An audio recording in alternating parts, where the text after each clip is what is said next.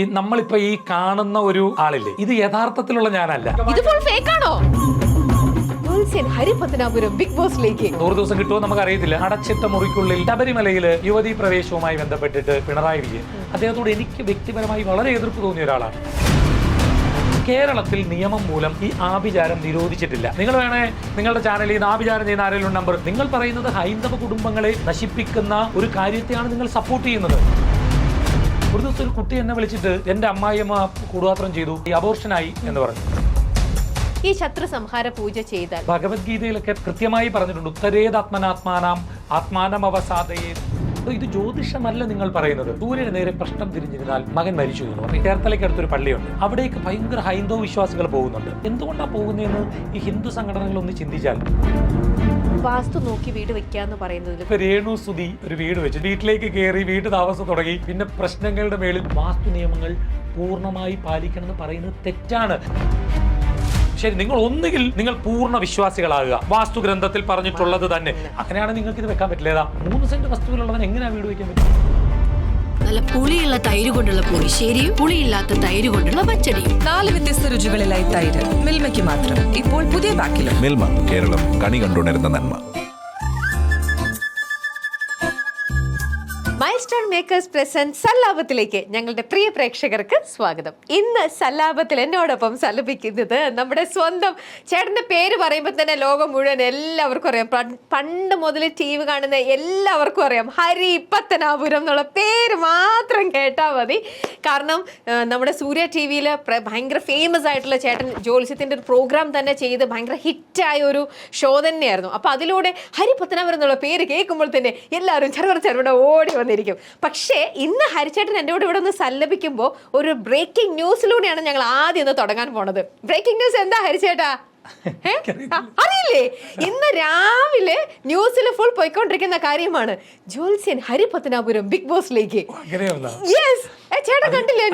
പറയട്ടെ, ഇപ്പൊ എന്നെ ഇന്റർവ്യൂ ചെയ്തില്ലേ, അപ്പൊ അതിന്റെ താഴെ വരാൻ പോകുന്ന കമന്റ് ഞാനൊന്ന് പ്രെഡിക്റ്റ് ചെയ്യാം. അപ്പൊ രമ്യ പറഞ്ഞു ലോകം മൊത്തം അറിയുമെന്ന്. അപ്പൊ ഓരോന്ന് താഴെ പിന്നെ ഞങ്ങളവിടെ ഒരു സായിപ്പ് ചോദിച്ചായിരുന്നു, അവിടെ ചെന്നപ്പോഴെന്ന് പറഞ്ഞിട്ടായിരിക്കും കമന്റ് വരുന്നത്. അതൊന്നുമില്ല, മലയാളികൾക്ക് എല്ലാവർക്കും തിരുത്തി പറയും.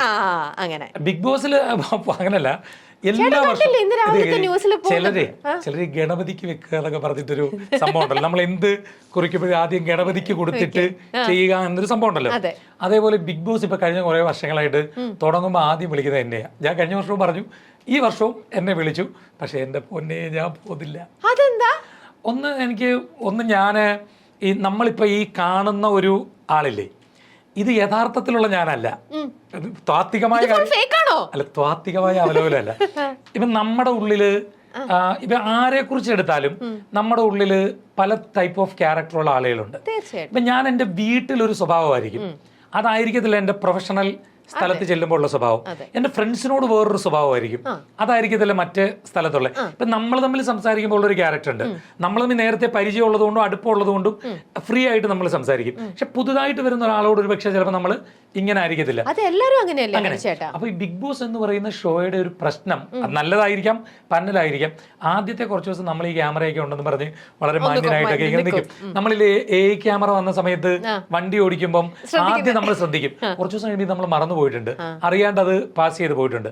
എന്ന് പറഞ്ഞാൽ കുറച്ച് ദിവസം കഴിയുമ്പോൾ നിങ്ങൾ ഈ കാണുന്ന ഞാൻ, എടാ ഇവൻ ഇങ്ങനായിരുന്നോ എന്ന് പറയാനുള്ള ഒരു അവസരം ഞാൻ ഉണ്ടാക്കത്തില്ല.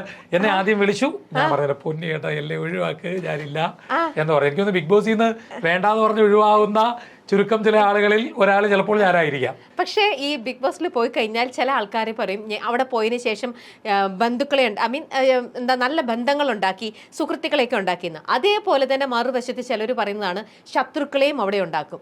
ഇപ്പോൾ നമ്മൾ നിൽക്കുന്നത് ഇപ്പോൾ ജ്യോത്സ്യൻ എന്നുള്ള രീതിയിലും കൂടെ ഹരിച്ചേട്ടൻ്റെ അടുത്ത് ചോദിച്ചു കഴിഞ്ഞാൽ, ഇത്തരത്തിലുള്ള ശത്രുക്കളെയൊക്കെ ഉണ്ടാക്കുന്ന സമയത്ത് നമുക്ക് ഈ ശത്രു സംഹാര പൂജയുണ്ടല്ലോ, ശരിക്കും ഇപ്പം ഞാൻ വിശ്വസിക്കുന്ന ആളാണ്, പക്ഷെ നമുക്ക് നമ്മുടെ പ്രേക്ഷകരോട് വേണ്ടി ചോദിക്കാം, ഈ ശത്രു സംഹാര പൂജ ചെയ്താൽ ശരിക്കും ശത്രുവിന് അവിടെ ഒരു നാശം സംഭവിക്കുമോ ഇല്ലയോ? ചിലർക്കുള്ളൊരു സംശയമാണ്. അതായത് ഞാൻ ചോദിക്കുന്നത്, ഇപ്പം ശരി, ഓക്കെ, രമ്യ ശത്രു രമ്യ ഉദ്ദേശിക്കുന്നത് രമ്യക്ക് ഒരു ശത്രുവുണ്ട്, രമ്യയെ ബുദ്ധിമുട്ടിക്കാൻ, രമ്യയെ ആക്രമിക്കാൻ, ശാരീരികമായ ആക്രമണങ്ങളല്ലാതെ നിങ്ങളുടെ കരിയറിനെ ഏതെങ്കിലും തരത്തിലൊക്കെ ബുദ്ധിമുട്ടിലാക്കാൻ നിങ്ങൾക്കൊരു ശത്രുവുണ്ട് എന്നാണ് നിങ്ങൾ പറയുന്നത്, അല്ലെങ്കിൽ നമ്മളെല്ലാം കരുതുന്നത്.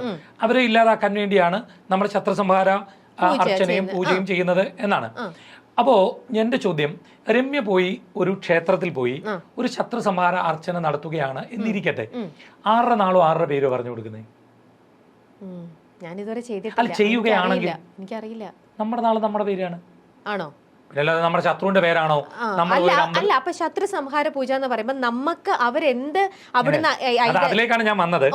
അതായത് നമ്മളൊരു ക്ഷേത്രത്തിൽ പോയി ശത്രു സംഹാര അർച്ചന നടത്തിയാൽ നമ്മൾ നമ്മുടെ നാളും നമ്മുടെ പേരും പറഞ്ഞു കൊടുത്താണ് ചെയ്യുന്നത്. അപ്പൊ നമ്മുടെ ശത്രു ആരാണ്? നമ്മൾ തന്നെയാണ്. അതായത് ഭഗവത്ഗീതയിലൊക്കെ പല പദ്യങ്ങളില് കൃത്യമായി പറഞ്ഞിട്ടുണ്ട്, ഉത്തരേതാത്മനാത്മാനാം ആത്മാനം അവസാദയേത് ആത്മ ഏവ ആത്മനാ ബന്ധു ആത്മ ഏവ രിപുരാത്മ. നമ്മുടെ ഉള്ളിൽ തന്നെയാണ്, നമ്മൾ തന്നെയാണ് നമ്മുടെ ശത്രുവും, നമ്മൾ തന്നെയാണ് നമ്മുടെ ബന്ധുവും. നമ്മുടെ ഉള്ളിൽ ഇരുന്നു കൊണ്ട് മോശമായ കാര്യങ്ങൾ ചെയ്യാൻ പ്രേരിപ്പിക്കുന്ന, നമ്മുടെ ഉള്ളിലെ ആവശ്യമില്ലാത്ത ചിന്താഗതികളെ, നമ്മുടെ ഉള്ളിലെ മതമാത്സര്യ മോഹങ്ങളെ സംഹരിക്കണമേ എന്നുള്ളതാണ് ശത്രു സംഹാരം എന്ന് പറയുന്നത്. ശത്രു സംഹാരം പുറത്തുള്ള ശത്രുവിനെ സംഹരിക്കാനല്ല. പുറത്തുള്ള ശത്രുവിനെ സംഹരിക്കാനാണെങ്കിൽ നമ്മൾ പറഞ്ഞു കൊടുക്കേണ്ടത് പുറത്തുള്ള ശത്രുവിന്റെ നാളും പേരാണ്. നമ്മൾ നമ്മുടെ നാളും പേരാണ് പറഞ്ഞു കൊടുക്കുന്നത്. നമ്മൾ എപ്പോഴും ഒരു കാര്യം മനസ്സിലാക്കുക, പുറത്തിരുന്നു കൊണ്ട് ഒരാൾക്ക് ഇത്തരം കാര്യങ്ങൾ ചെയ്തുകൊണ്ട്, ബ്ലാക്ക് മാജിക് ചെയ്തുകൊണ്ട് നമ്മളെ നശിപ്പിക്കാൻ കഴിയും എന്നൊരു ചിന്ത നമ്മുടെ മനസ്സിലുണ്ടായാൽ നമുക്ക് മുന്നോട്ട് മൂവ് ചെയ്യാൻ പറ്റത്തില്ല. കാരണം എന്താണെന്ന് വെച്ചാൽ എല്ലാത്തിലും നമ്മൾ ടെൻഷനാവും. രമ്യക്കൊരു കാര്യം അറിയാമോ, പ്രത്യേകിച്ച് ഹിന്ദു വിശ്വാസികളുടെ എത്ര കുടുംബങ്ങളിലാണ് ഇതുമൂലം വഴക്കുകൾ ഉണ്ടാവുന്നതെന്ന് അറിയാവോ? അമ്മായിയമ്മ ആഭിചാരം ചെയ്തു എന്ന് പറഞ്ഞ് മരുമകളോട് പറഞ്ഞു കൊടുക്കുക, കൂടോത്രം, അതാണ് ആഭിചാരം. മറ്റൊരു വാക്ക്, മരുമകൾ കൂടാത്രം ചെയ്തു എന്ന് അമ്മായിയമ്മയോട് പറഞ്ഞു കൊടുക്കുക, ചേട്ടത്തി കൂടാത്രം ചെയ്തു എന്ന് അനിയത്തിയോടും, അനിയത്തി കൂടാത്രം ചെയ്തു ചേട്ടത്തിയോടും, ചേട്ടനും അനിയനും അങ്ങോട്ടും ഇങ്ങോട്ടും കൂടാത്രം ചെയ്തു എന്ന് പറഞ്ഞു കൊടുക്കുക. ഇതെന്താ പ്രശ്നം എന്ന് വെച്ചാൽ ഇവർ തമ്മിൽ ഭയങ്കരമായിട്ട് വഴക്കുണ്ടാവും. ഒരു ദിവസം ഒരു കുട്ടി എന്നെ വിളിച്ചിട്ട് ഇന്ത്യക്ക് പുറത്തു നിന്നാണ്, ചേട്ടാ എൻ്റെ അമ്മായിയമ്മ കൂടാത്രം ചെയ്തു, ഞാൻ അബോർഷനായി എന്ന് പറഞ്ഞു. അപ്പം ഞാൻ പറഞ്ഞു, അയ്യോ അങ്ങനെയൊക്കെ ആണെങ്കിൽ അത് രസമാണല്ലോ, അബോർഷൻ ചെയ്യാനൊക്കെ കൂടാത്രത്തിലൂടെ പറ്റും. അപ്പം ആ കുട്ടി പറഞ്ഞു, ചേട്ടൻ ഇങ്ങനെ തന്നെ പറയുന്ന ഞാൻ വിചാരിച്ചു തന്നെയാണ് ചേട്ടനോട് ഈ കാര്യം പറഞ്ഞത്. പക്ഷേ ആ ആൾ പറഞ്ഞ രണ്ടാമത്തെ കാര്യവും ഫലിച്ചു. ഞാൻ ചോദിച്ചത് എന്താണ് അത്? പിന്നെ ഞാനും ഹസ്ബൻഡും തമ്മിൽ അടി ഉണ്ടാവും എന്ന് പറഞ്ഞു, അതിൽ നിന്ന് അടിയുണ്ടായി. അപ്പം ഞാൻ എന്താ കാര്യം? അത് ഞാൻ പറഞ്ഞു നിങ്ങളുടെ തള്ള വലിയ കൂടുപാത്രക്കാരിയല്ലേ ഇത്, അങ്ങനെ പറഞ്ഞാൽ വഴക്കുണ്ടാവില്ലേ? അപ്പം ഞാൻ പറയുന്നത് പ്യുവറായിട്ട് ജ്യോതിഷമാണ്. അതായത് നിങ്ങളുടെ അമ്മായിയമ്മ കൂടുപാത്രം ചെയ്ത് നിങ്ങളെ നശിപ്പിക്കുന്നു എന്ന് നിങ്ങളോട് ഒരാൾ പറഞ്ഞ് വിശ്വസിക്കുമ്പോൾ നിങ്ങൾ അവിടെ ശിഥിലമാക്കപ്പെടുന്നത് ഹൈന്ദവ വിശ്വാസിയുടെ ഒരു കുടുംബമാണ് നശിക്കുന്നത്.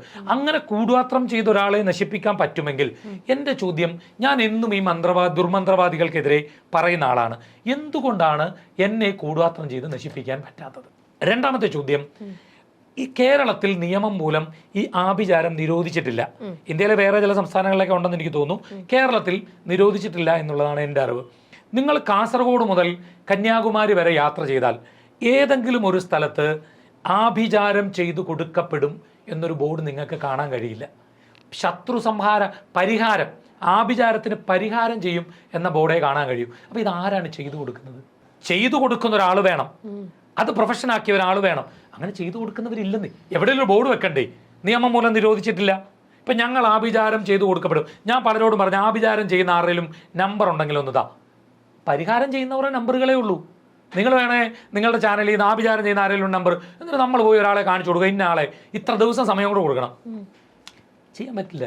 ഇത് നമ്മൾ വിശ്വസിക്കുകയാണെങ്കിൽ, ഞാനിത് പറയുമ്പോൾ ചിലർ ഇയാൾക്ക് ജ്യോതിഷ വിശ്വാസം ഇല്ലെങ്കിൽ ഇത് ജ്യോതിഷമല്ല നിങ്ങൾ പറയുന്നത് ഹൈന്ദവ കുടുംബങ്ങളെ നശിപ്പിക്കുന്ന, കുടുംബങ്ങളിൽ ഛിദ്രമുണ്ടാക്കുന്ന, അവിടെ ബന്ധങ്ങളെ ഇല്ലാതാക്കുന്ന ഒരു കാര്യത്തെയാണ് നിങ്ങൾ സപ്പോർട്ട് ചെയ്യുന്നത്. അങ്ങനെ ശത്രുക്കളെ ഹനിക്കാൻ പുറത്തിരുന്നുകൊണ്ട് കൂടുപാത്രം ചെയ്ത് പറ്റില്ല. അങ്ങനെ പറ്റുമെങ്കിൽ എന്നെ നശിപ്പിക്കത്തില്ലേ?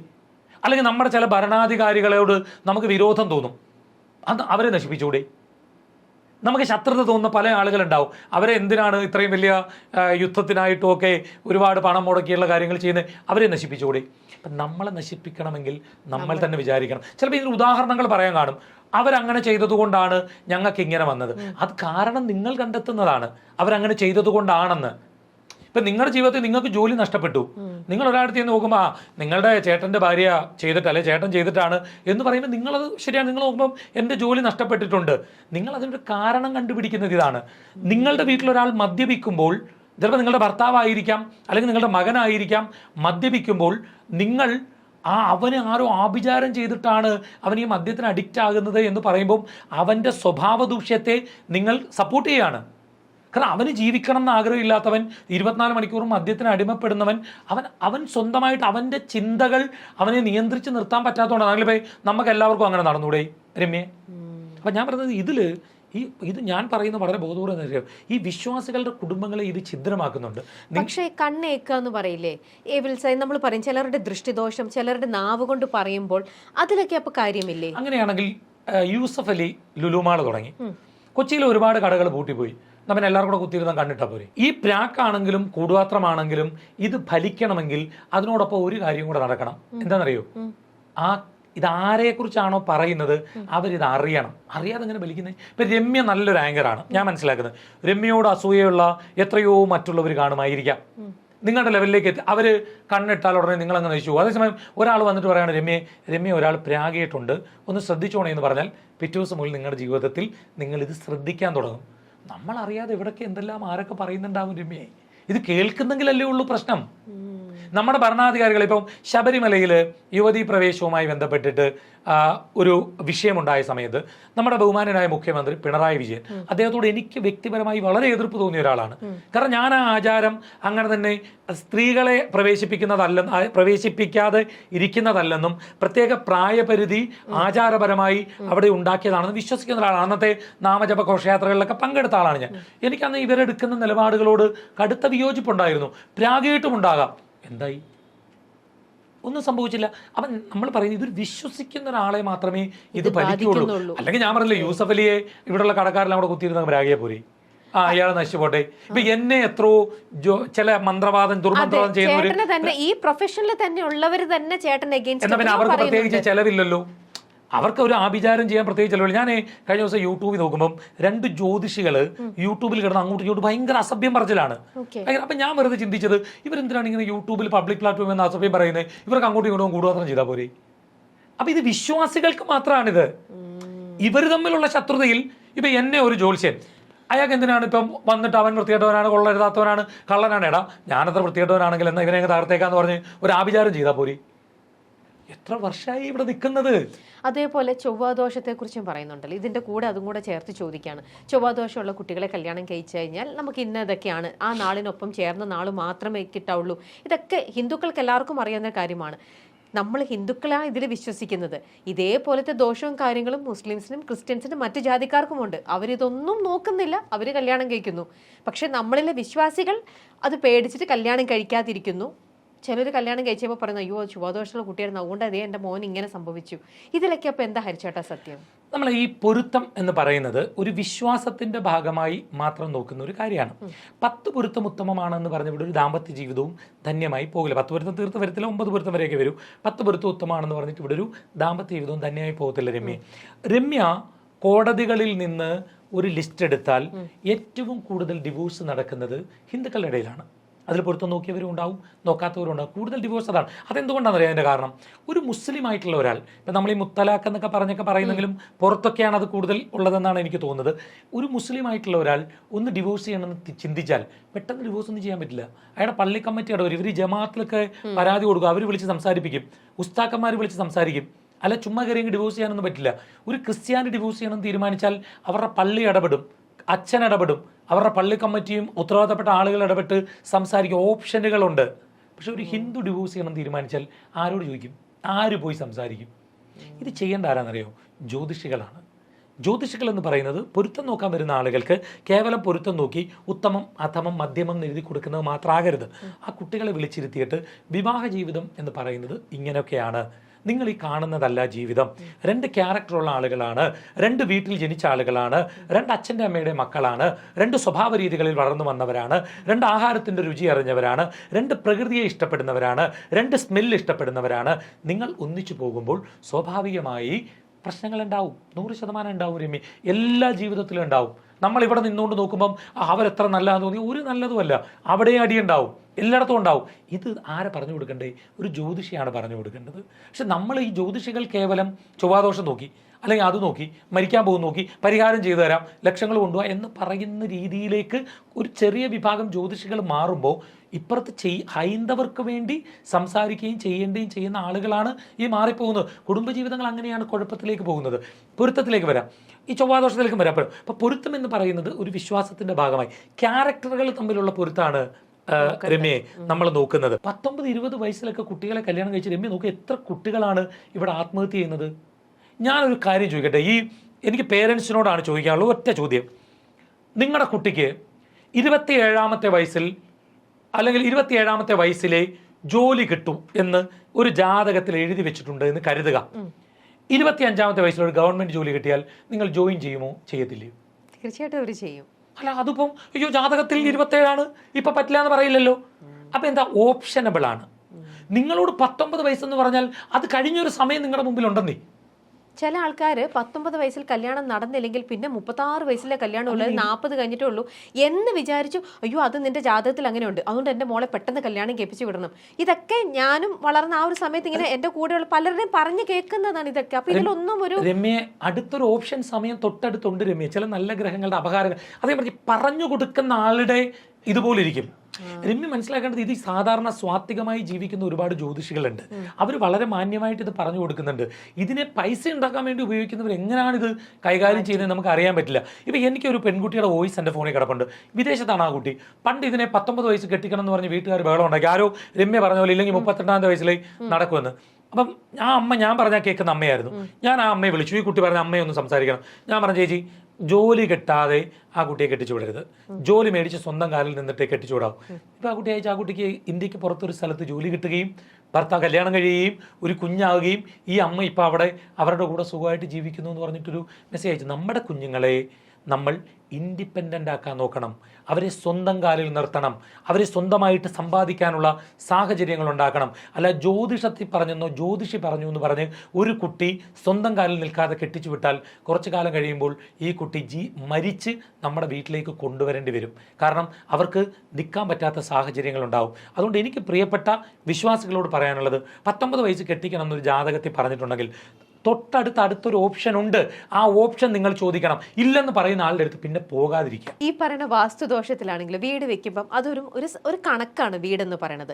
ചില ആൾക്കാർ അതൊന്നുമില്ല, നമ്മുടെ ഡ്രീമിൽ എന്താണോ വീട്, നമ്മുടെ വീട് ഇങ്ങനെ ഇരിക്കണം, ഇതൊക്കെ ഇങ്ങനെ ഇരിക്കണം, അവർ കണക്കുകളൊന്നും ചില ആൾക്കാർ നോക്കില്ല, വെറുതെ അതങ്ങ് വീട് വെക്കും.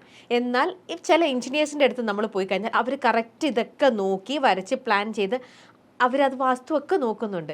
ഈ വാസ്തു നോക്കി വീട് വെക്കുക എന്ന് പറയുന്നതിലും കാര്യമുണ്ടോ? അല്ല, ഞാൻ മനസ്സിലാക്കുന്നത് രമേ, ഇപ്പൊ കൂടുതൽ ആളുകൾ വാസ്തു നോക്കി തന്നെയാണ് വീട് വെക്കുന്നത്. എല്ലാ മതവിശ്വാസികളാണ്. ഞാൻ തന്നെ ദിവസം എത്രയോ ആളുകൾ പ്ലാൻ കൊണ്ടുവന്ന് കാണിച്ചിട്ട് നോക്കി ചെയ്യാറുണ്ട്. ഞാൻ പറയുന്നത് വാസ്തു എന്ന് പറയുന്നത് വാസ്തു ഗ്രന്ഥങ്ങൾ മഹത്തരങ്ങളായിട്ടുള്ള ഗ്രന്ഥങ്ങളാണ്. ഒരുപാട് നല്ല കാര്യങ്ങൾ അതിൽ പറഞ്ഞിട്ടുണ്ട്. ഒരു പട്ടണം എങ്ങനെ നിർമ്മിക്കണം എന്നുപോലുമുള്ള കാര്യങ്ങൾ ഈ വാസ്തു ഗ്രന്ഥങ്ങളിൽ, വാസ്തുഹോര എന്നൊക്കെ പറഞ്ഞ ഗ്രന്ഥമൊക്കെ വായിച്ചാൽ നമുക്ക് അത്ഭുതം തോന്നും. അത്ര മനോഹരമായ നിർമ്മിതികളുടെ കാര്യങ്ങളൊക്കെയാണ് പറഞ്ഞിട്ടുള്ളത്. പക്ഷെ നമ്മൾ മനസ്സിലാക്കേണ്ട ഒരു കാര്യം എന്താ അറിയോ, വാസ്തുവിലെ നിയമങ്ങൾ പൂർണ്ണമായി പാലിച്ചുകൊണ്ട് നമുക്ക് ഇന്നത്തെ കാലത്ത് ഒരു വീട് വയ്ക്കാൻ സാധ്യമല്ല. കാരണം പണ്ട് ഏക്കർ കണക്കിന് വസ്തു ഉള്ളപ്പോൾ നമുക്ക് ഇപ്പം ഒരു പശുവിനെ അഴിച്ചു വിട്ടാൽ 21 ദിവസം കഴിയുമ്പോൾ അത് എവിടെയാണോ പുല്ല് തിന്നിട്ട് വിശ്രമിക്കുന്നത് അവിടെ വീട് വെക്കണം എന്നൊക്കെ ഉണ്ട്. പക്ഷെ നമുക്ക് ഇന്ന് പശുവിനെ അഴിച്ചു വിട്ടാൽ വല്ലവനെയും പറമ്പിലായിരിക്കും പോയി നിൽക്കുന്നത്. കുഞ്ഞു സാഹചര്യങ്ങളിൽ വീട് വെക്കേണ്ടി വരുമ്പോൾ വാസ്തുവിലെ പല നിയമങ്ങളും മാറ്റി വെച്ചുകൊണ്ടേ നമുക്ക് വീട് വെക്കാൻ സാധിക്കുകയുള്ളൂ. ഇപ്പം ഞാൻ വീട് വെച്ചു, എനിക്കിപ്പോൾ ബ്രഹ്മസൂത്രയം അതൊന്നും ഞാൻ നോക്കിയിട്ടില്ല, കാരണം അവിടെ പ്രാക്ടിക്കലി അതിന് പറ്റില്ല. പക്ഷേ ഞാൻ തെക്ക് പടിഞ്ഞാറേ മൂലയ്ക്ക് ബെഡ്റൂമാണ് വെച്ചത്, വടക്ക് കിഴക്ക് ഞാൻ കിച്ചണാണ് വെച്ചത്. നോർമലി വാസ്തു നിയമങ്ങൾ അത്യാവശ്യം പാലിച്ചു. വാസ്തു നിയമങ്ങൾ പാലിക്കാൻ വേണ്ടിയല്ല ഞാൻ വീട് വെച്ചത്, എനിക്ക് യൂസ്ഫുൾ ആയിട്ടുള്ള കാര്യങ്ങൾക്ക് വേണ്ടിയാണ് ഞാൻ വീട് വെച്ചത്. 3 സെൻറ്റ് വസ്തുവിൽ ഒരു കുഞ്ഞു വീട് വെക്കേണ്ടി വരുമ്പോൾ നിങ്ങൾ വാസ്തു നിയമങ്ങൾ പൂർണ്ണമായി പാലിക്കണമെന്ന് പറയുന്നത് തെറ്റാണ്. കാരണം അവർക്ക് വീടാണ് അവിടെ അത്യാവശ്യം, അവർക്ക് ഉപയോഗപ്രദമായ രീതിയിൽ വേണം ആ വീട് വെക്കാൻ വേണ്ടി. അപ്പൊ അതിനകത്ത് കണക്ക് തെറ്റുമ്പോൾ വാസ്തു ഇത് മാറുമ്പോൾ ദോഷം വരുമെന്ന് പറയുന്നില്ല ഹരിച്ചേട്ടാ? ചെറിയ വസ്തുവിന് ചെറിയ കണക്കല്ലേ ഉപയോഗിക്കേണ്ടത്, വലിയ കണക്ക് എങ്ങനെയാണ്? ഇപ്പം ഞാൻ പറയട്ടെ, ഇപ്പോൾ 2230 സ്ക്വയർ ഫീറ്റ് ആണ് വീടെന്നൊരു കണക്കുണ്ടെങ്കിൽ 3 സെൻറ്റ് വസ്തുവിലുള്ളവൻ എങ്ങനെയാണ് വീട് വയ്ക്കാൻ പറ്റും? അത് ഞാൻ പറയാം, നമ്മളെപ്പോഴും ഇപ്പോൾ ഉദാഹരണമായിട്ട് സിമ്പിൾ ഉദാഹരണം പറഞ്ഞുതരാം. വാസ്തുവിൽ പറയുന്നു വടക്ക് കിഴക്ക് കിണർ വേണം എന്ന്. വടക്ക് കിഴക്ക് ജലത്തിൻ്റെ അവൈലബിലിറ്റി ഇല്ല, വെള്ളം കിട്ടത്തില്ല, പാറയാണ്, സ്ഥലമില്ല, കിണർ ഒഴികെ വല്ലവൻ്റെ പറമ്പാണ് തൊട്ടടുത്ത്, എന്ത് ചെയ്യും? വെള്ളം എവിടെ കിട്ടുന്നോ അവിടെ കിണർ കുഴിച്ചുകൊണ്ട് വാട്ടർ ടാങ്ക് വടക്ക് കിഴക്കേ മൂലയ്ക്ക് കൊണ്ടുവെക്കണം. അതാണ് ഓപ്ഷൻ. അതിനാണ് പരിഹാരം എന്ന് പറയുന്നത്. ഇത് ഞാൻ ചോദിക്കുന്നത് ഇതല്ലേ ചെയ്യണ്ടേ? അല്ലാതെ ഒരു 3 സെന്റ് വീട് വെക്കാൻ വരുന്ന ഒരാളോട് ഇത് പറ്റത്തില്ല, ഇത്ര സ്ക്വയർ ഫീറ്റേ പറ്റത്തുള്ളൂ, അപ്പൊ അപ്പുറത്തവന്റെ പറമ്പിലൂടെ കയറ്റി വെക്കണ്ടേ? അവരിൽ നിന്നൊരു ഡിസ്റ്റൻസ് കീപ്പ് ചെയ്യണ്ടേ? വേണ്ടേ? എല്ലാ നിയമങ്ങളും നമുക്ക് ഒരു കാരണവശാലും വാസ്തുവിലുള്ളത് പൂർണ്ണമായി പാലിച്ചുകൊണ്ട് നമുക്ക് വീട് വെക്കാൻ സാധ്യമല്ല. ഇപ്പോൾ ഉദാഹരണമായിട്ട് ഒരു പയ്യൻ ദുബൈയിൽ നിന്ന് എനിക്കൊരു മെസ്സേജ് അയച്ചു. എൻ്റെ ഫോണിലുണ്ട്, വോയിസാണ്. അവൻ അവിടെ കഷ്ടപ്പെട്ട് ലേബർ ക്യാമ്പിൽ എന്തോ ജോലി ചെയ്യുന്നൊരു പാവം പിടിച്ച പയ്യൻ കഷ്ടപ്പെട്ട് ലോണൊക്കെ എടുത്തിട്ട് ഒരു വീട് വെച്ചു. അപ്പം ആരോ ഒരു വാസ്തു അതിലേ പോയിട്ട് വീട്ടിൽ കയറിയിട്ട് അമ്മ എടുത്ത് പറഞ്ഞു, വീട് പാലുകാച്ചിന് മുഹൂർത്തം എടുത്തു, യൂറോപ്യൻ ക്ലോസറ്റെല്ലാം പടിഞ്ഞാറോട്ട് തിരിഞ്ഞിരിക്കുകയാണ്, സൂര്യന് നേരെ പ്രശ്നം തിരിഞ്ഞിരുന്നാൽ അത് ദോഷമാണ്, മകൻ മരിച്ചു എന്ന് പറയുന്നു. അപ്പോൾ ഈ അമ്മമാരുടെ പ്രശ്നം മക്കൾക്ക് എന്തെങ്കിലും വരുന്നെന്ന് പറഞ്ഞാൽ ഇവർ ഭയങ്കരമായിട്ട് പേടിക്കും. അങ്ങനെ അമ്മ പേടിച്ചു. അമ്മ പേടിച്ചിട്ട് ആകെ പറഞ്ഞു, മോനെ ഇത് പറ്റത്തില്ല, ഇത് വെക്കാൻ പറ്റത്തില്ല, നീ മാറ്റണം. 3 ലക്ഷം രൂപയോളം ചിലവാണെന്നത്രേ. അത് ചോദിച്ചാൽ എനിക്ക് വിഷയം, ചേട്ടാ എനിക്കറിയില്ല എന്ത് ചെയ്യണമെന്ന്, എൻ്റെ കയ്യിൽ 5 പൈസ എടുക്കാനില്ല, ഞാനിവിടെ വളരെ കഷ്ടപ്പെട്ടിട്ടാണ് നിൽക്കുന്നത്, ഇങ്ങനെ ഉണ്ടോ ചേട്ടാന്ന് ചോദിച്ചു. അമ്മയുടെ നമ്പർ അയക്കാൻ പറഞ്ഞു. ഞാൻ അമ്മയുടെ നമ്പർ അയച്ചു. അപ്പം ഞാൻ അമ്മയെ വിളിച്ചു. എന്നിട്ട് ഞാൻ പറഞ്ഞു, ചേച്ചി പണ്ട് അയ്യത്തും പറമ്പിലും ആറ്റുവക്കത്തും ഒക്കെയാണ് പൊയ്ക്കൊണ്ടിരുന്നത്. കിഴക്കെവിടാ പടിഞ്ഞാറെവിടാ തെക്കെവിടാ വടക്കെവിടാ എന്ന് അറിയത്തില്ല, ആരും കാണാതിരിക്കണം എന്ന് മാത്രമേ ഉള്ളൂ. പണ്ടങ്ങനെയാണ്. പിന്നീട് ഇത് മറപ്പുരകളായി. വസ്തു കുറഞ്ഞപ്പോൾ വെസ്റ്റേൺ കൾച്ചർ എടുത്തുകൊണ്ട് നമ്മൾ വീടിനുള്ളിൽ ഇതാക്കി. വാസ്തുവിൽ എവിടെ യൂറോപ്യൻ ക്ലോസറ്റ്? എത്ര നൂറ്റാണ്ട് മുമ്പ് എഴുതിയ ഗ്രന്ഥമാണ് ഇതിലെവിടെ യൂറോപ്യൻ ക്ലോസറ്റ് പറഞ്ഞേക്കുന്നത്? വീടിനുള്ളിൽ ശൗചാലയം പോലും പല വാസ്തു ഗ്രന്ഥങ്ങളിലും തെറ്റായിട്ടാണ് പറയുന്നത്. ശൗചാലയം വീടിനുള്ളിൽ പാടില്ല എന്ന് പറയുന്ന ഗ്രന്ഥങ്ങളുണ്ട് വാസ്തുവിൽ. അപ്പം നമ്മൾ ഇതെന്താണ് ഇങ്ങനെ പറഞ്ഞിട്ട് ഇത് വാസ്തുവാന്ന് പറഞ്ഞാൽ അത് അംഗീകരിക്കണോ? നമ്മളൊന്ന് ചിന്തിക്കണ്ടേ? ഒരാളൊരു കാര്യം പറയുമ്പോൾ ഇത് നിങ്ങൾ ഒന്നുകിൽ നിങ്ങൾ പൂർണ്ണ വിശ്വാസികളാകുക, വാസ്തു ഗ്രന്ഥത്തിൽ പറഞ്ഞിട്ടുള്ളത് തന്നെ. അങ്ങനെയാണെങ്കിൽ നിങ്ങൾക്ക് ഇത് വെക്കാൻ പറ്റില്ല. വീടിനുള്ളിൽ കക്കൂസ് പോലും പറ്റത്തില്ല. യൂറോപ്യൻ ക്ലോസറ്റ് എവിടെയാണ് വാസ്തുവില്? ഈ വഴിയെ പോകുന്നവരെല്ലാം കയറി അഭിപ്രായം പറയുന്നേ. ഇത് അപകടമാണ്. ഒരാൾ വീട് വെച്ച് പൂർത്തിയാകത്തില്ല. ഈ വാസ്തു എന്ന് പറയുന്നത് വീട് വെപ്പിക്കാനാണ്. ഇത് വിൽപ്പിക്കാനോ ഈ വീട് പണി തടസ്സപ്പെടുത്താനോ അല്ല. അപ്പോൾ ഓരോ അഗ്നികോൺ ഓരോ മൂലകൾ പറയുന്നുണ്ട്. ഇന്ന മൂലയിൽ ഇന്ന മാസ്റ്റർ ബെഡ്റൂം ഇന്ന സ്ഥലത്ത് വരണം, പൂജാ റൂം ഇന്ന സ്ഥലത്ത് വരണം, കിച്ചൺ ഇന്ന സ്ഥലത്ത് വരണം. അത് 3 സെന്റിലാണെങ്കിലും 5 സെന്റിലാണെങ്കിലും നമുക്ക് ചെയ്യാം. അതങ്ങനെ നമ്മൾ ചെയ്യണം. ഇപ്പൊ ഞാൻ പറഞ്ഞില്ല, എന്റെ തെക്ക് പടിഞ്ഞാറേ മൂലയ്ക്ക് വീടിന്റെ ഇവിടെ ബെഡ്റൂമാണ്. എൻ്റെ നമുക്ക് കിച്ചൺ വെക്കുന്നത് ഒന്നുകിൽ അഗ്നികോണിൽ വെക്കാം, തെക്ക് കിഴക്ക് വെക്കാം. പണ്ടത്തെ വീടുകളുടെ എല്ലാം വടക്ക് കിഴക്കാണ് കിച്ചൺ വന്നിട്ടുള്ളത്. പണ്ടത്തെ സിനിമകളൊക്കെ കാണുമ്പോൾ കിച്ചണിൽ നിന്നുകൊണ്ട് തന്നെ കിണറ്റിൽ നിന്ന് വെള്ളം കോരുന്നുണ്ടല്ലോ, കിണർ വടക്ക് കിഴക്കാണ്, അതിൻ്റെ ഇപ്പുറത്ത് കിച്ചൺ വന്നിട്ടുണ്ട്. ഞാനിപ്പോൾ വീട് വെച്ചപ്പോൾ വടക്ക് കിഴക്കാണ്. അത് അങ്ങനെ അത്യാവശ്യം പ്രിലിമിനറി നിയമങ്ങളൊക്കെ ഞാൻ പാലിച്ചിട്ടുണ്ട്. എന്ന് വെച്ചപ്പോൾ ഡീപ്പായിട്ട് വന്ന് അവിടെ അളന്ന് ഇങ്ങനെയാണ് അങ്ങനെയാണെന്ന് പറഞ്ഞാൽ ഐ ഡോണ്ട് കെയർ. വാസ്തുപുരുഷൻ എന്ന് പറഞ്ഞ സങ്കല്പമുണ്ട്. അതൊരു ഗ്രാഫിക്കൽ സിസ്റ്റമാണ്. നമ്മളൊരു കാര്യം വരയ്ക്കുന്നതിന് മുമ്പുള്ളൊരു ഗ്രാഫിക്സ് ഇല്ലേ, അതാണ് ഈ വാസ്തുപുരുഷൻ എന്ന് പറഞ്ഞ സങ്കല്പം. സത്യം പറഞ്ഞാൽ ഇതിനൊക്കെ ഒത്തിരി കാര്യങ്ങളുണ്ട്. നമ്മളിത് പറയാൻ പോയാൽ ഒന്ന് കേട്ടുകൊണ്ടിരിക്കത്തില്ല. ഞാൻ പ്രത്യേകിച്ച് ഈ ഹൈന്ദവ വിശ്വാസികളുടെ ഒരു ചെറിയ വിഭാഗത്തിൻ്റെ പ്രശ്നം കേൾക്കാൻ നിൽക്കത്തില്ല. അയാൾ വാസ്തുപുരുഷനെതിരെ പറഞ്ഞു. ഇവിടെ വാസ്തുപുരുഷൻ എന്ന് പറഞ്ഞൊരു ഗ്രാഫിക്സ് ആണ്. എത്ര അഡ്വാൻസ്ഡ് ആയിട്ടുള്ളൊരു കോൺസെപ്റ്റാണെന്ന് ആലോചിച്ച് നോക്ക്. അതിത് പഠിക്കാതിരുന്നിട്ടേ ഇത് തെറ്റാതെ അങ്ങനെ പറയരുത്. ഇത് പഠിച്ചിട്ടാണ് പറയുന്നത്.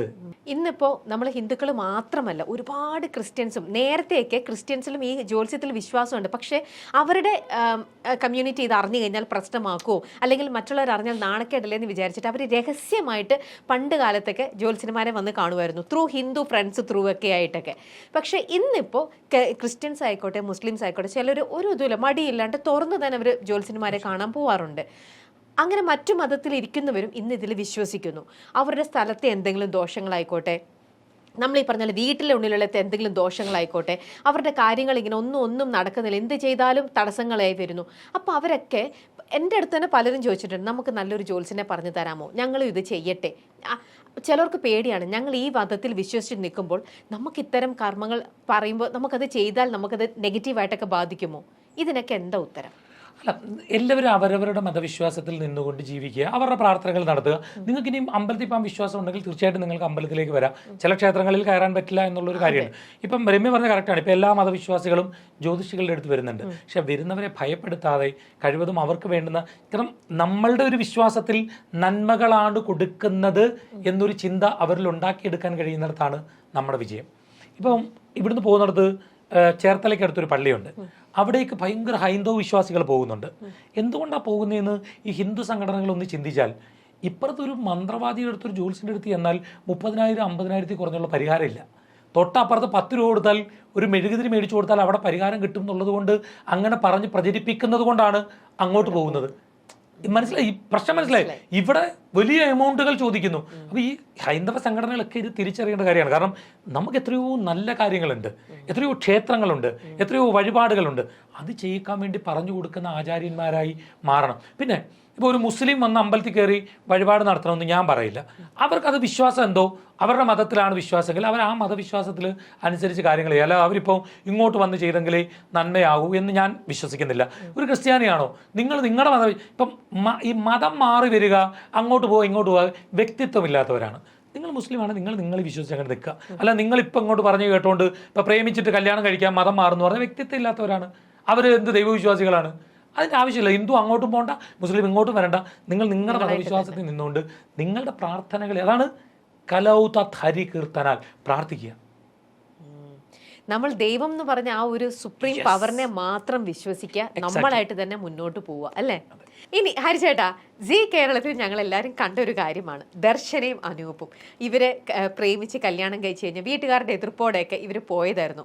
അതിനുശേഷം വർഷങ്ങൾക്ക് ശേഷം ഈ ഒരു പ്രോഗ്രാമിലൂടെ വന്നു കഴിഞ്ഞപ്പോൾ അവരുടെ അച്ഛൻ്റെ അമ്മമാർ 2 കൂട്ടരുടെയും അച്ഛനെയും അമ്മയും കൂടെ അവിടെ യോജിപ്പിച്ചത് ഹരിച്ചേട്ടനാണെന്നുള്ളത്. അതിനകത്ത് ആ ഒരു കഥയും കൂടെ പറയും ഹരിച്ചേട്ടാ. ശരിക്കും ആ കുട്ടികൾ എല്ലാ ഇൻ്റർവ്യൂവിലും അവർ പോയി ആ കാര്യം പറയാറുണ്ട്. അപ്പോൾ എനിക്ക് തന്നെ പലരും ലിങ്കൊക്കെ അയച്ചു തരാറുണ്ട്. ഞാനും എൻ്റെ ആളെന്ന് പറഞ്ഞ ഒരു റിയാലിറ്റി ഷോ സി കേരളത്തിലുണ്ടായിരുന്നു. അപ്പോൾ ദർശനയും അനൂപും, ദർശന വളരെ അറിയപ്പെടുന്ന ഒരു ആക്ട്രസ്സാണ്, സീരിയലിലൊക്കെ തിളങ്ങി നിൽക്കുന്ന ഒരു സമയത്താണ് ഇവർ തമ്മിൽ പ്രണയത്തിലായത്. അനൂപ് അസോസിയേറ്റ് ഡയറക്ടറാണ്. അപ്പോൾ നല്ല പയ്യനാണ്, അവർ തമ്മിൽ പ്രണയിച്ചു. പക്ഷേ ഈ ദർശനയുടെ ഫാമിലി, ദർശനയുടെ അച്ഛൻ വളരെ ബഹുമാനിക്കപ്പെടേണ്ട ഒരു അച്ഛനാണ് രമ്യ. വളരെ നല്ലൊരു മനുഷ്യൻ. സ്ട്രിക്റ്റ് ആണോ എന്ന് ചോദിച്ചാൽ സ്ട്രിക്റ്റ് ആണ്. പക്ഷെ മക്കൾക്ക് വേണ്ടിയൊക്കെ ജീവിതത്തിൽ ഒത്തിരി സുഖങ്ങളൊക്കെ വേണ്ടെന്ന് വെക്കുന്ന അച്ഛന്മാരുടെ കൂട്ടത്തിലുള്ള ഒരച്ഛൻ. വളരെ സ്ട്രോങ് ആയിട്ടുള്ള ഒരു മനുഷ്യൻ, ആരോഗ്യ ദൃഢഗാത്രനായ ഒരാൾ. 3ാമത്തെ മകളാണ് ദർശന. 2 കുട്ടികളും കല്യാണം കഴിച്ചു. അപ്പോൾ ദർശന പോയിട്ട് ഈ അനൂപുമായിട്ട് പ്രണയമായി. അപ്പോൾ സ്വാഭാവികമായിട്ട് വീട്ടുകാർ പറയുമ്പം അവരെതിർക്കും, അവർക്കൊട്ടും താല്പര്യം തോന്നിയില്ല. പിന്നെ അതിനകത്ത് കമ്മ്യൂണലായിട്ടുള്ളതെന്ന് വെച്ചു, ദർശന ഹൈന്ദവ വിശ്വാസിയും അനൂപ് ക്രിസ്തുമത വിശ്വാസിയാണ്. അപ്പോൾ എന്താണെങ്കിലും ഇവർ തമ്മിൽ വീട്ടുകാരുടെ എതിർപ്പിനെ അവഗണിച്ച് വിവാഹം നടത്തി. അപ്പം സാധാരണ വിവാഹമൊക്കെ കഴിയുമ്പം അച്ഛനൊക്കെ ഒന്ന് സോഫ്റ്റായി ഇതാവണ്ട. പക്ഷേ ആ അച്ഛന് മനസ്സിലുണ്ടായ ഒരു വിഷമം എന്ന് പറയുന്നത് ചെറുതായിരുന്നില്ല. കാരണം അദ്ദേഹം അത്രയേറെ ചിലപ്പോൾ ഈ കുട്ടിയുടെ വിവാഹമൊക്കെ സ്വപ്നം കണ്ടിട്ടുണ്ടാവും, കഷ്ടപ്പെട്ട് വളർത്തിയതിൻ്റെ ഉണ്ടാവും. അദ്ദേഹം പിന്നെ ഇവരുമായിട്ട് ആ വീട്ടിൽ സഹകരിക്കാനേ പോയില്ല. കുഞ്ഞിന് 2.5 3 വയസ്സായി, എന്നിട്ട് പോലും സഹകരണത്തിന് അദ്ദേഹം നിന്നില്ല. സാധാരണ ആ സമയത്തൊക്കെ നമുക്ക് അച്ഛനെ കുറ്റം പറയാനും പറ്റില്ല. കാരണം അദ്ദേഹം അത്രയേറെ സ്നേഹിച്ച് വളർത്തിക്കൊണ്ട് വന്നു. ഇവരെയും കുറ്റം പറയാൻ പറ്റില്ല. അവർ സ്നേഹിച്ചു പക്വതയുള്ള ആളുകളാണ്, അവർ ജീവിച്ചു. അങ്ങനെ ഇവർ റിയാലിറ്റി ഷോയിൽ വന്നിട്ട് ഇവർ വിഷമത്തോടെ പറഞ്ഞിങ്ങനെ അച്ഛനും ഒക്കെ ഞങ്ങൾ കാണാൻ വന്നിട്ടില്ല, വിഷമമാണ്, ഞങ്ങളുടെ ഏറ്റവും വലിയ ജീവിതത്തിലെ ആഗ്രഹം അച്ഛനും അമ്മയും ഞങ്ങളും കൂടെ ഒന്ന് കാണണം എന്നുള്ളതാണ്. അപ്പം അങ്ങനെ ചാനലുകാർ അവരെ കോൺടാക്ട് ചെയ്തു. അച്ഛൻ പറഞ്ഞു പോയി പണി നോക്കാൻ പറഞ്ഞു. കാരണം പുള്ളി ഭയങ്കര സ്ട്രോങ്ങാണ്, ആരോടും പറയും. പുള്ളിക്ക് അങ്ങനെ പറയുന്നതിനൊരു മടിയൊന്നുള്ള ആളെ പുള്ളി വളരെ സ്ട്രെയിറ്റ് ആയിട്ട് പറയും. അങ്ങനെ ജോണി ആൻ്റണി ചേട്ടനും ഒക്കെ എന്നെ വിളിച്ചിട്ട് ചോദിച്ചു, ഹരിക്കൊന്ന് പോയി സംസാരിക്കാമോ ചോദിച്ചു. പാലക്കാടാണ്. ഞാൻ പറഞ്ഞു പിന്നെന്താ, ഞാൻ ഇങ്ങനെയുള്ള ഇത്തരം റിസ്കി സാധനങ്ങൾ എടുക്കാൻ എനിക്ക് ഭയങ്കര ഇഷ്ടമാണ്. അപ്പം ഞാൻ അനൂപിനോട് പറയണം, നീയും വാ. അവനോട് വേണ്ട ചേട്ടാ, എനിക്ക് പേടിയാ വരില്ല എന്നൊക്കെ പറഞ്ഞു. നമുക്ക് കുഴപ്പമില്ല, നീ കയറണ്ട, വരാൻ പറഞ്ഞു. അങ്ങനെ വിനീഷ് എന്ന് പറഞ്ഞാൽ ഞങ്ങളുടെ പ്രൊഡ്യൂസറുണ്ട്, ഞാൻ, വിനീഷ്, പിന്നെ അനൂപ്. അങ്ങനെ എൻ്റെ കാറിൽ ഞങ്ങളെല്ലാവരും കൂടി പാലക്കാട് ചെയ്യുന്നു. എന്നിട്ട് ഈ അനൂപിനെ ഇറക്കി നിർത്തിയിട്ട് അപ്പോൾ ഞങ്ങൾ പോകുമ്പോൾ തമാശ പറയാം, ചില്ലുമ്പടി ഓലക്കീഴ്ത്തടിക്കും. അപ്പം ഞാൻ ഫ്രണ്ടിലോടും, വിനീഷ് പുറകിൽ ഓടണം, അല്ലെങ്കിൽ അങ്ങനെയൊക്കെ പറഞ്ഞിട്ടൊക്കെയാണ് പോകുന്നത്. എന്തായാലും ഇവനെ മാറ്റി ഒരു സ്ഥലത്ത് ഇറക്കി 2ഉം കൽപ്പിച്ച് ഞങ്ങൾ വണ്ടി ഇട്ടിട്ട് കയറി ചെന്നു. അപ്പോൾ ചെന്നപ്പോഴേ അച്ഛൻ എനിക്കൊന്ന് മനസ്സിലായി. എന്താ ചോദിച്ചു, ഞാൻ സംസാരിച്ചു.